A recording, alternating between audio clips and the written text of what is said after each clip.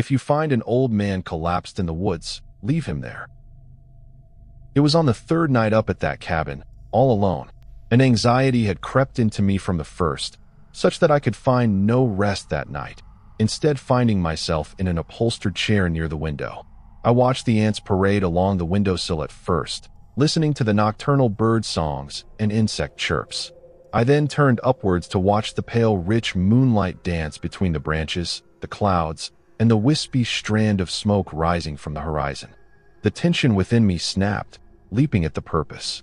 Soon enough, I was outside my cabin, with nothing but a flashlight and a thick green parka.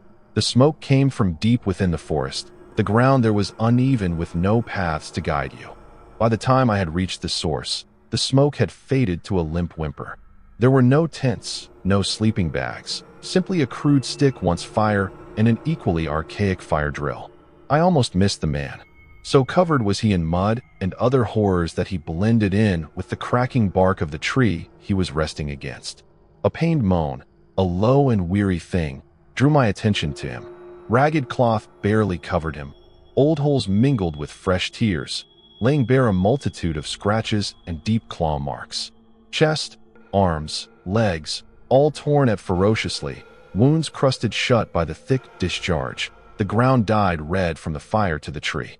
The man moaned again. Alive despite time, the wounds had stopped bleeding, so there was little I could do out there.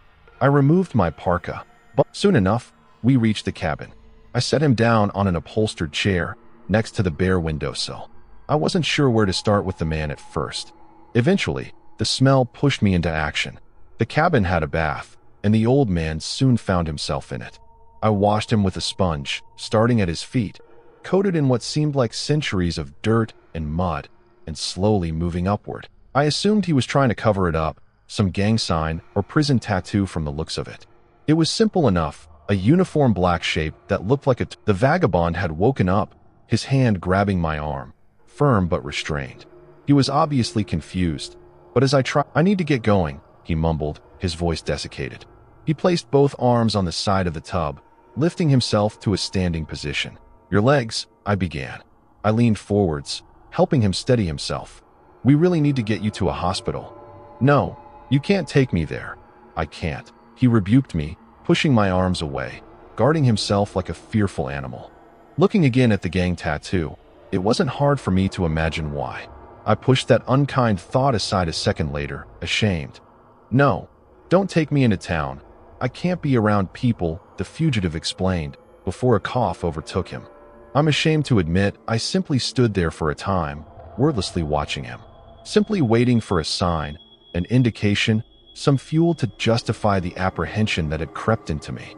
As he was now, naked and afraid in the water, there was nothing to justify my fear. Eventually pity moved me, and I offered to let him stay the night and to bandage his injuries. At first he protested even that, but as his weakness made quite clear, he couldn't simply leave. I got him up, dried him off, and sat him down in the chair. I set about bandaging him, covering his dry wounds with fresh cloth. While I worked, I tried talking to him, to no real avail. He refused to give me a name or tell me his profession. This was to be expected of a fugitive, but I didn't dwell on it. He refused to tell me where he was from, and winced at my question about his family. At this point, I had dealt with most of his wounds, and had begun to feel a certain frustration at his evasiveness. You know, you're looking much better dressed than when I found you, I joked openly. He laughed, becoming just an old man again. It was open and bold, unrestrained by the obvious pain it caused his aged throat, coming out with the force of a centuries-old cork finally being popped. Indeed, I haven't worn such fine fabrics since forever, he eventually said between wheezes. I had finished bandaging him, and looking down at his worn-down figure, I offered him something to eat. He at first tried to refuse me, despite openly salivating at the mere mention of food, only relenting once I made it clear that I had too much for just one man. I opened the fridge, picking out some store-bought fruit.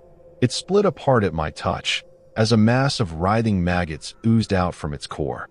I dropped it, looking at the rest of the food with equal horror. I tossed the whole of my food outside, finding each and every article as rotted as the first.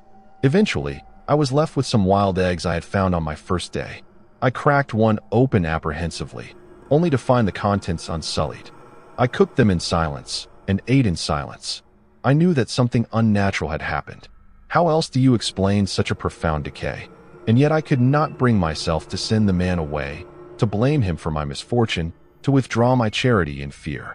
My own human nature, a lifetime of learnt kindness, shackled me to him, while my primordial mind screamed to no avail for escape. At that point, my fatigue had caught up to me. I wordlessly settled down on the nearby sofa, closing my eyes.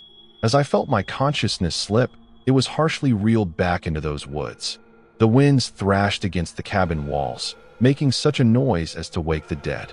I kept my eyes closed, trying to will myself asleep. I had almost become accustomed to it. The cawing and screeching of crows crashed forth like cymbals surrounding the cabin. I rolled over, trying to bury my head in the cushions. The howling of wolves came next, punctuating their flute-like sound with harsh brass barking. I struggled to bury my terror, refusing to move, to look at him. And then the woods seemed to fall silent, and I let out a sigh of relief. And as I did, I felt as if the woods were mocking me. From outside, a great, deep wail emerged. It rose up from the ground, and I could feel it rise up through my body with the force of an earthquake. This dirge flooded my very being, arose throughout my soul like an ancient echo, until all else had been washed away, all except that primordial fear which had, I somehow knew, first sprouted alongside this terrible requiem. I opened my eyes, looking towards him. I could see nothing in that darkness, only a hint of his eyes, and yet I recognized him for what he was, a monster. I let my primordial instinct guide me, keeping me still as I surveyed the room. I could reach the knife block before something else rose up within, 7 times more terrifying than the primordial fear that gripped me. It was a difficult thing to explain. If the fear that moved me to strike first was one born of animal instinct, this new fear came only moments after it. It was an ancient memory, from the first moments when man ceased to be animal, from when the first evils became known and before they were named. I could do nothing but lie there, as the twin fears writhed along my spine like dueling serpents, my heart pounding itself apart. Eventually, the second fear won out, and I knew that slaying this monster would lead to a fate worse than death. Sleep took me then, and nightmares tormented me. Sometimes it was a stone, sometimes a bone, or even a knife. Again and again the old man killed me, my blood seeping into the earth. So much of myself was spilled upon the ground that soon enough it had become all that remained of me, and I wailed alongside the tainted earth. I awoke screaming. I turned to where the criminal had been Saturday. He was nowhere to be seen. I rushed out of the door, terrified at the thought that he was out there, afraid for him and against him. Outside, where there had once been grass, now the dirt was bare, dry and cracked open. He had left long tracks in the dirt, from dragging himself along it. I followed them desperately, heading into the tree line. I followed them, without knowing what I would do when I found him. I only stopped when the drag marks did, replaced by regular footprints. I followed those too, until we reached a river and I lost him. I walked up and down that river for hours, finding no trace of him. I only stopped when I found the corpses. 7 wolves, blood on their claws, claw marks across their bodies. Each and every one of them had died at the hands of the other. Somehow, I knew these had been the wolves who first attacked him.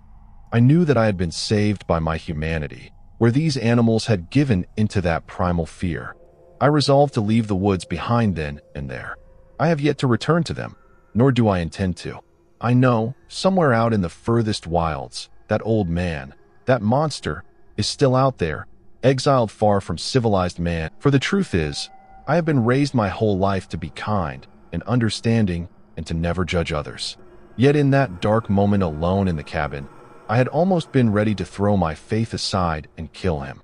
The man is cursed, this much I know, and those who harm him will be cursed as well. I had been tried in that moment and found myself almost giving in to temptation. Do not take that risk. Do not involve yourself with this antediluvian vengeance. And if you ever meet the old man out in the woods, you'd better leave that fugitive and wanderer to his punishment.